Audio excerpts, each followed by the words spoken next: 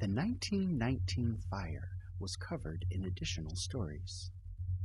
Monday, September 15, 1919. The New York Times. City's big oil fire burning itself out. May take 3 days for fuel stored at Greenpoint Works to be consumed. Flames confined to plant. Firemen make brave rescue from Newtown Creek. Another faces death to save 2 tanks. Still burning briskly, but driven back to its original limits, the fire, which started at 2 o'clock on Saturday in the plant of the Sun and Fleming Company, the Kings County refinery of the Standard Oil Company, had caused property loss estimated at more than $2 million last night, $500,000 in oil alone, said Herbert L. Pratt of the Stanford Oil Company, had resulted in minor injuries to about 200 persons, and bade fair to continue ablaze for 2 or 3 days. Although there were times early yesterday morning when the roaring, oil-fed flames appeared to be the master of even the great array of apparatus and men mobilized under New York's greatest fire call, there never was a time after 2:30 o'clock in the morning when Deputy Chief Smoky Joe Martin announced that the fire was under control, when the flames threatened to revive their strength. Despite the check, however, the fire in the territory of Kingsland Avenue, Newtown Creek, Greenpoint Avenue, and Norman Avenue sprang skyward as lustily as ever, while the hours were punctuated with the explosions of new tanks.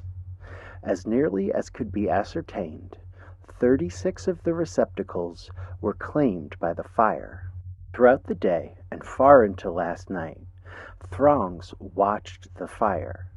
Long parks of automobiles were in all the adjacent streets, and strong police lines under Borough Inspector Thomas B. Murphy were maintained rigidly. Mayor Hyland made 3 visits to the scene, and on one of them was thoroughly drenched when 2 tanks blew up in a distant part of the yard. A big force of Red Cross workers, handing out coffee and sandwiches and socks and sweaters to the firemen, was on the job, as were details of the women's motor organizations. When the light of dawn came yesterday into the fire area, it disclosed 30 streams of water being played on the tanks then burning, 3 on the western bank of Newtown Creek, and 2 on the opposite side. Sheets of blazing oil were still drifting dangerously about the creek, while small gushers of flaming gasoline and kerosene shooting skyward fascinated the thousands lining the streets in all directions.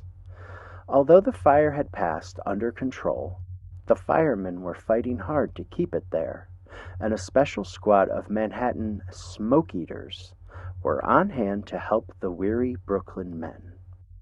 Every 20 minutes, the men at the nozzles were relieved. At daybreak, 500 firemen with 4 fireboats were combating the flames. Beginning at 6 o'clock, a series of small explosions scattered oil around the yard again. The detonations sent great clouds of black smoke high into the air, and they spread screen-like completely over the plant, limiting the vision of the fighters. At that hour, 11 tanks of crude oil, 650,000 barrels of it, were menaced. Hard work by the firemen finally saved them. Realizing that it would be impossible to quench the flames, the firemen settled down to confine them. The task of holding the waterfront line was assigned to the fireboats New Yorker and Abram S. Hewitt. At the forward nozzle of the New Yorker was fireman Thomas Whitcomb, and as the boat veered in close to a tank, Whitcomb was fighting. The storage enclosure exploded, and one side fell against the boat. Whitcomb was knocked to the deck, but regained his feet, and amid a flood of blazing oil tried to make his way to the hold.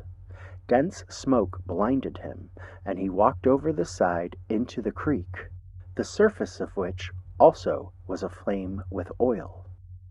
His screams were heard by fireman Benjamin Moore, who leapt to the rescue as Captain Geiger and others of the crew rushed to the stern with ropes. Fireman Frank Lannon, meantime, caught up a rubber coat and jumped over the side. He struck the two men in his dive, and the submersion put out the fiery oil which had attached itself to them. The men were then hauled to the deck of the New Yorker. All were severely scorched, but remained on duty.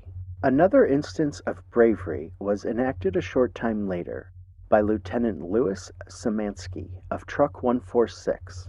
With a rubber coat over his head, Szymanski crawled through a cranny, red-hot steel walls for its sides, and turned off 3 valves connecting with 3 oil tanks, thus halting the flow and preventing the fire from communicating. Up to the time that Szymanski did his duty, the tanks, all of the largest capacity, appeared to be doomed. Working at top pitch all day told on the firemen, and last night they began to give evidence of wariness. Red Cross workers and members of the Women's Motor Corps under Colonel Helen Bastido established a canteen near the fire and distributed comforts. The women also assisted surgeons from St. Catherine's, Williamsburg, and Greenpoint hospitals in caring for the approximately 100 firemen who suffered blistered feet due to the burning oil eating its way through their rubber boots.